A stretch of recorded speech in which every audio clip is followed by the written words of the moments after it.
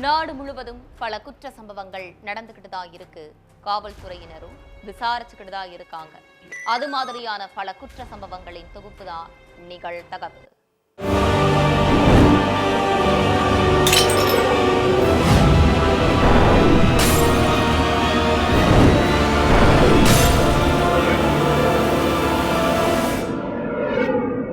நிகழ்தகவு.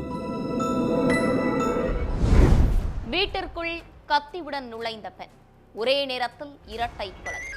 இரத்த வெள்ளத்தில் காலை பிடித்து கதறிய பெண், வயிற்றில் வழிந்த இரத்தத்தோடு தப்பி ஓடிய சிறுமிகள். ரத்தம் சொட்ட சொட்ட கையில் கத்தியோடு நின்றிருந்த இளம் பெண், அவன் எனக்கு மட்டும்தான் என ஆக்ரோஷமாக கத்திய கொடூரம். 25 வயது பெண் செய்த வெறி செயல். குடும்பத்தையே கொடூரமாக துரத்தி துரத்தி வேட்டையாடிய மிருகம். நடந்தது என்ன?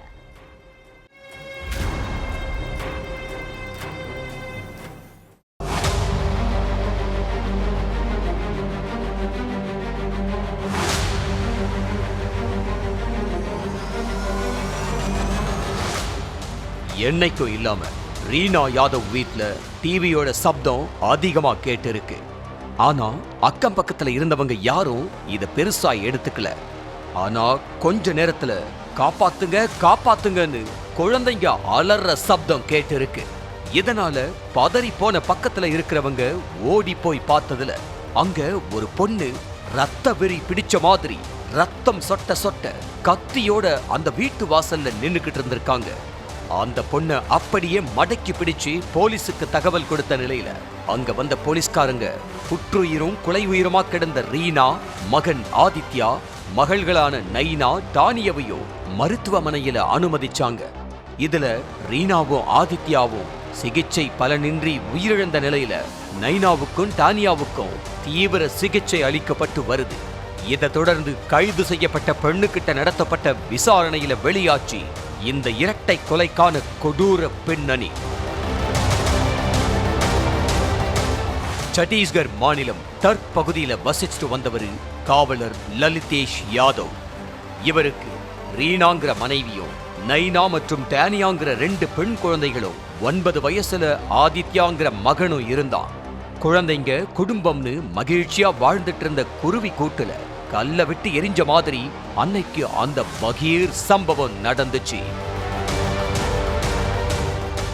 25 வயசான இளம்பெண் சரோஜினி பரத்வாஜிக்கும் லலிதேஷுக்கும் பல மாதங்களுக்கு முன்னால வேலை நிமித்தமா பார்த்தபோது பழக்கம் ஏற்பட்டதா சொல்லப்படுது. இந்த பழக்கம் நாளடைவுல கள்ளக்காதலா மாறி இருக்கு.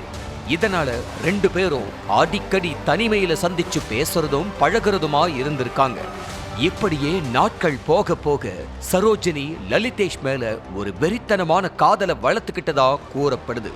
எந்த அளவுக்குன்னா அவருக்கு திருமணமாகி மனைவி குழந்தைகள் இருக்காங்கன்னு தெரிஞ்சோம் அவரை ஒரு நாள் கூட குடும்பத்தோட இருக்க விடாம தன்னோடவே வச்சிருப்பாங்கன்னு கூறப்படுது. அவரு தான் குடும்பத்தோட ஒரு நாள் வெளியே போகணும்னா கூட பல நாட்கள் அவங்கள சமாதானப்படுத்தி பெர்மிஷன் வாங்குவாருன்னு சொல்லப்படுது. லலிதேஷ் மேல இப்படி ஒரு சைக்கோ காதலை வளர்த்துக்கிட்ட சரோஜினி நாளுக்கு நாள் அக்ரசிவா மாறினதா சொல்லப்படுது. இப்படியே போக போக ஒரு நாள் லலிதேஷுக்கு சரோஜினி மேல வெறுப்பு உண்டாகி இருக்கு. இதனால 2 பேருக்கும் அடிக்கடி சண்டை வர ஆரம்பிச்சிருக்கு. இந்த ஆத்திரத்துல இருந்த சரோஜினி லலிதேஷுக்கு விடாம போன் பண்ணி இருக்காங்க. ஆனா லலிதேஷ் குடும்பத்தோட ஊருக்கு போக டிக்கெட் எடுக்க ரயில்வே ஸ்டேஷனுக்கு போனதா சொல்லப்படுது. இதனால உச்சக்கட்ட வெறிக்கு போன சரோஜினி அவர் வீட்டுக்கே போய் அங்க இருக்கிற எல்லாரையும் தீர்த்து கட்டணும்னு முடிவு பண்ணி அங்க ஒரு கத்தியோட கிளம்பி இருக்காங்க. அங்க போன சரோஜினி வீட்டுக்குள்ள ஹால்ல உட்கார்ந்துகிட்டு இருந்த ரீனா யாதவ் கிட்ட எங்க உன் புருஷன்னு கேட்டு சண்டை போட்டிருக்காங்க. அதுக்கு அவங்களும் பதிலுக்கு நீ யாரு வெளியே போன்னு துரத்தி இருக்காங்க. உடனே அங்க கிடந்த டிவி ரிமோட்டை எடுத்து டிவியோட சப்தத்தை அதிகப்படுத்தின சரோஜினி என்ன விட்டு அவ மட்டும் குடும்பத்தோட சந்தோஷமா இருப்பானான்னு உங்க யாரையும் நான் உயிரோடு விட மாட்டேன்னு வெறி பிடிச்ச மாதிரி மின்னல் வேகத்துல கையில வச்சிருந்த கத்தியால ரீனா வயிற்றிலேயே குத்தி இருக்காங்க. இதுல ரீனா அங்கேயே ரத்த வெள்ளத்துல சரிஞ்சு விழுந்திருக்காங்க. ரத்த காட்டேரி போல கையில கத்தியோட ரூமுக்குள்ள போன சரோஜினி அங்க தூங்கிக்கிட்டு இருந்த சிறுவன் ஆதித்யாவை பல முறை தன்னோட ஆத்திரம் தீர்ற வரைக்கும் குத்தி கிழிச்சிருக்காங்க. அப்படியும் வெறி அடங்காத சரோஜினி இத பார்த்த மத்த 2 குழந்தைகளையும் கண்மூடித்தனமா கத்தியால குத்துன நிலையில ரத்தம் வழிய வழிய அலறி அடிச்சு வெளியே ஓடின ஒரு பெண் குழந்தையான நைனா பாத்ரூமுக்குள்ள போய் கதவை சாத்திக்கிச்சு. மற்றொரு பெண் குழந்தையான டானியா பயத்துல அங்கேயே நடுநடுங்கி நின்னதை பார்த்த சரோஜினி அந்த குழந்தையோட கதையையும் முடிக்கணும்னு வேக வேகமா டானிய நோக்கி போய் இருக்காங்க. அப்போ கீழே ரத்த வெள்ளத்துல உயிருக்கு போராடிக்கிட்டு இருந்த ரீனா சரோஜினியோட காலை பிடிச்சுக்கிட்டு பிளீஸ் அவளை விட்டுடுன்னு கெஞ்சியும் குத்துப்பட்ட நிலையில நின்னுக்கிட்டு இருந்த டானிய தப்பிச்சு ஓடிடுன்னு அழுது இருக்காங்க. உடனே அதிலிருந்து வெளியே தப்பிச்சு வந்த டானியா வெளியில ஓடி போய் காப்பாத்துங்கன்னு கத்துற நிலையில அக்கம் பக்கத்துல இருந்தவங்க ஒண்ணு கூடி சரோஜினிய மடக்கி பிடிச்சதா கூறப்படுது. அதுக்கப்புறம் வீட்டுக்கு வந்த லலிதேஷ் கிட்ட நடந்த சம்பவத்தை பத்தி அக்கம் பக்கத்துல இருக்கிறவங்க சொன்ன நிலையில கதறியபடியே மருத்துவமனைக்கு ஓடினாரு. அங்க தன்னோட பெரும் தவறால தன்னோட மனைவியையும் மகனையும் இழந்த லலிதேஷ் கதறி அழுதது அங்க இருந்தவங்களை கலங்க வச்சது. கடும் உச்சி வெயிலில் வெட்ட வெளியில் நிர்வாணமாக வெறுங்காலில் நிற்க வைக்கப்பட்ட 11 வயது சிறுவன். உடலில் 45 இடங்களில் காயம், பல இடங்களில் சிகரெட் சூடு, சுய நினைவை இழக்கும் வரை தாக்கிய கொடூரம். சிறுவன் மாடிப்படிகளில் இருந்து விழுந்து இறந்ததாக நாடகம். குருகுலத்தில் நடைபெற்ற பயங்கரம். 1 வாரத்தில் அடித்து கொல்லப்பட்ட கொடூரம்.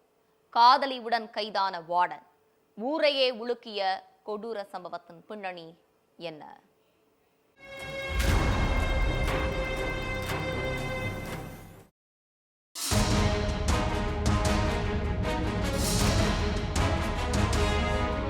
லக்னோவில் உள்ள ஒரு வீட்டு வாசல்ல 11 வயசு சிறுவன் இறந்து கிடக்கிறதா போலீசாருக்கு தகவல் கிடைச்சது. உடனடியா அங்க போன போலீஸ்காரங்க சிறுவனோட சடலத்தை கைப்பற்றி பிரேத பரிசோதனைக்கு அனுப்பி வச்சாங்க. அதுக்கப்புறம் அந்த பையன் யாரு, அவனுக்கு என்ன நடந்துச்சுன்னு பல கோணங்கள்ல விசாரணை செஞ்சதுல வெளியாச்சு மனசையே கலங்கடிக்கும் அந்த பகீர் சம்பவம். லக்னோ ஆலம் நகர் பகுதியில் உள்ள ஒரு சிறிய வீட்டுல ராமனுஜ் பகவத் வேத் வித்யாபீத் குருகுலங்கிற பெயர்ல வேத பாடசாலை செயல்பட்டு வந்திருக்கு. இந்த பாடசாலையில 8லிருந்து 9 மாணவர்கள் மட்டுமே படிச்சுட்டு வர்றதா சொல்லப்படுது. இந்த நிலையில தான் கடந்த 15ஆம் தேதி கான்பூரின் மகாராஜ்பூர் பகுதியில் உள்ள கௌரியா கிராமத்தைச் சேர்ந்த நரேந்திர திரிபாதி தன்னோட 11 வயசு சிறுவனான திவ்யன்ஷ இலவச வேத கல்விக்காக இந்த குருகுலத்துல சேர்த்ததா கூறப்படுது. இந்த நிலையில திவ்யன்ஷ் சேர்ந்த ஒரே வாரத்துல சடலமா மீட்கப்பட்டான். இது தொடர்பா வார்டனான சௌரப் மிஸ்ராவையும் அவரது காதலியையும் மத்திய பிரதேசத்தின் சதர்பூர்ல வச்சு போலீசார் கைது பண்ணாங்க. சிறுவன் மர்ம மரணத்துக்கும் இவங்களுக்கும் என்ன சம்பந்தம்னு போலீசார் ஆராய்ந்து எல்லா உண்மையையும் வெளிச்சத்துக்கு கொண்டு வந்தாங்க. திவ்யன்ஷ் விளையாடும் போது மாடி படிக்கட்டிலிருந்து தவறி விழுந்து உயிரிழந்ததா பெற்றோர்கிட்ட அந்த குருகுல நிர்வாகத்தினர் சொல்லி இருக்காங்க.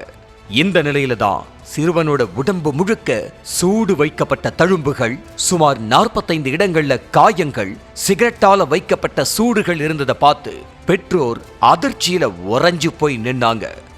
இந்த விஷயம் தெரிஞ்சு போலீஸ் நடத்தின விசாரணையில பல பகீர் தகவல்கள் வெளியாச்சு. இந்த குருகுலத்துல வார்டனா சௌரப் மிஸ்ராங்கிற 27 வயது இளைஞர் பணிபுரிஞ்சிட்டு வந்ததாவும், இவருக்கு உதவியா 23 வயசான ஹர்ஷிதா சோனிங்கிற பெண்ணும் வேலை செஞ்சுட்டு வந்தாங்கன்னு கூறப்படுது. நாளடைவில் 2 பேரும் காதலிக்க ஆரம்பிச்சதா சொல்லப்படுது. உயிரிழந்த சிறுவன் திவ்யன்ஷ் குருகுலத்துல சேர்ந்த அந்த நாள்ல இருந்தே ரொம்பவும் குறும்பு பண்ணிக்கிட்டு இருந்ததா கூறப்படுது. வகுப்புல மற்ற பிள்ளைங்கள் போல இல்லாம டான்ஸ் ஆடுறது, பாட்டு பாடுறது, பேசுறதுன்னு ரொம்ப ஜாலியா இருந்து வந்திருக்கான். ஆனா இத பொறுத்துக்க முடியாத குருகுல வார்டன் மிஸ்ரா இப்படி ஒழுக்கமில்லாம இருக்கக்கூடாதுன்னு சொல்லி அந்த பாலகனை தனி அறையில அடைச்சு வச்சு பிரம்பாலேயே பல முறை அடிச்சதா கூறப்படுது. பல நேரம் கடும் வெயில்ல திவ்யன்ஷ நிர்வாணமா வெறும் கால்ல நிற்க வச்சிருந்திருக்கான்னு சொல்லப்படுது. இது மட்டும் இல்லாம திவ்யன்ஷ எப்ப பார்த்தாலும் சிகரெட்டால சூடு வைக்கிறது, சாப்பாடு தண்ணி கொடுக்காம ரத்தம் வர்ற அளவுக்கு அடிக்கிறதுன்னு தொடர்ச்சியா கொடுமை செஞ்சிருக்கான். இப்படியே ஒரு வாரம் கடந்த நிலையில சின்ன பையன் திவ்யன்ஷ் எழுந்து நிக்க கூட முடியாத அளவுக்கு உடல்நிலை ரொம்ப மோசமாகிருச்சு. கடைசியா இறக்க போற நேரத்திலையும் சொல் பேச்சு கேப்பியான்னு பெல்ட்டாலையும் பிரம்பாலையும் பல மணி நேரம் விடாம அடிச்சதாவும் சொல்லி இருக்கான் அந்த கொடூரன் மிஸ்ரா. அதுக்கப்புறம் ஆத்திரம் தாங்க முடியாம ஏற்கனவே மயங்கி கிடந்த திவ்யன்ஷ சுவத்திலேயே தூக்கி அடிச்சுட்டு அந்த அறையிலிருந்து வெளியேறிட்டேன்னு அதுக்கப்புறம் காலையில சிறுவன் சடலமா கிடந்ததாவும் சொல்லி அதிர வச்சான். அதுக்கப்புறம் என்ன செய்யறதுன்னு தெரியாம இருந்த நிலையில தன்னோட காதலி ஹர்ஷிதா சோனி உதவியோட தடயங்களை அழிச்சிட்டு சிறுவன் தப்பி ஓடிட்டுதான் நாடகமாடியதாவும் சொன்னான். என்னோட அப்பாவும் என்னை இப்படித்தான் அடிச்சாருன்னு, குழந்தைகள் என் பேச்ச கேட்கலனா என்னை கட்டுப்படுத்த முடியாதுன்னு கண்ணுல பயங்கர கொலவெறியோட சொன்னது அங்கிருந்த போலீஸ்காரங்களையே கொஞ்ச நேரத்துல பதற வச்சது. பின்னர் சௌரப் மிஸ்ராவையும் அவனோட காதலி ஹர்ஷிதா சோனியையும் போலீஸ்காரங்க கைது பண்ணாங்க. 1.5 கோடி இன்சூரன்ஸ் பணம், ஒரே கல்லில் 2 மாங்காய் அடித்த மனைவி, கணவனின் தலைக்கு குறிவைத்து அடித்த மாஸ்டர் பிளான், கள்ளக்காதலனுடன் போட்ட பயங்கர ஸ்கெட்ச், கடைசி நொடியில் கம்பி எண்ண வைத்த காவல்துறை. என்ன நடந்தது?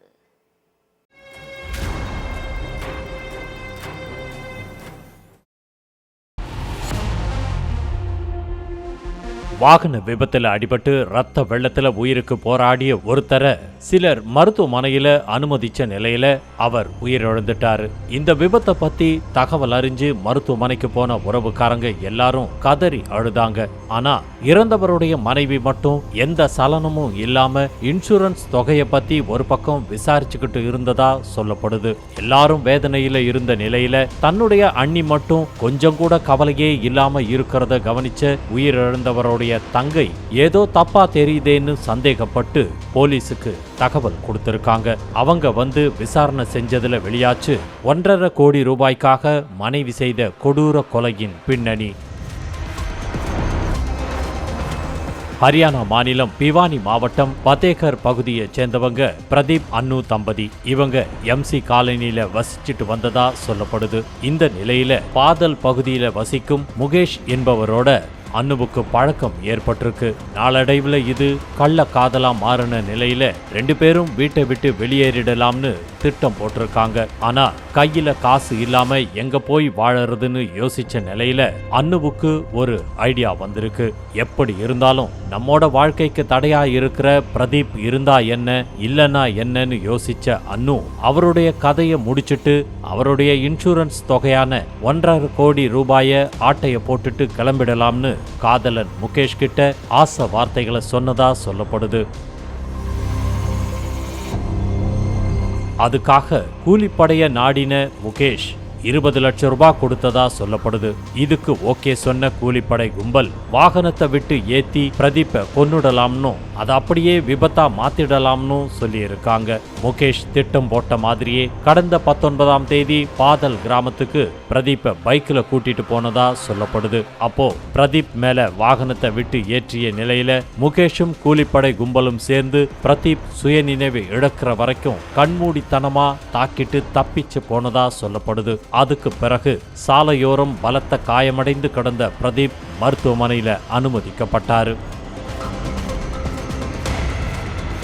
அன்னு நினைச்சதுபடியே இந்த சம்பவத்தை விபத்து வழக்கா போலீஸ்காரங்க பதிவு செஞ்ச நிலையில மருத்துவமனையில அனுமதிக்கப்பட்டு உயிருக்கு போராடிய பிரதீப்பும் இறந்துட்டாரு. இதனால அவருடைய உறவுக்காரங்க கடும் மனவேதனையில இருந்த நிலையில பிரதீப்போட மனைவி அன்னு மட்டும் இன்சூரன்ஸ் பணத்தை பத்தியும் நிலத்தை வச்சு எவ்வளவு தொகை கடனா கிடைக்கும்னு அங்க இருந்த போலீஸ்காரங்க கிட்ட கேட்டுக்கிட்டு இருந்தாங்க. இதை கவனிச்ச பிரதீப்போட தங்கை சோனு சந்தேகப்பட்டு போலீஸ் கிட்ட புகார் கொடுத்திருக்காங்க.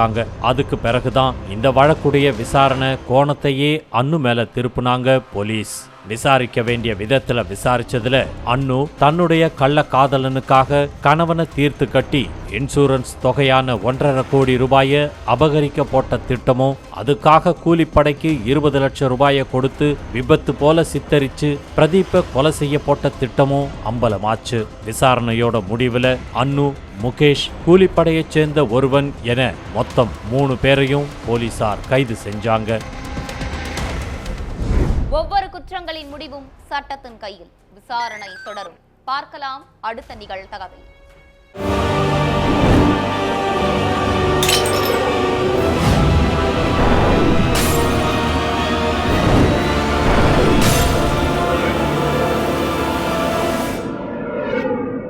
நிகழ்தகவு.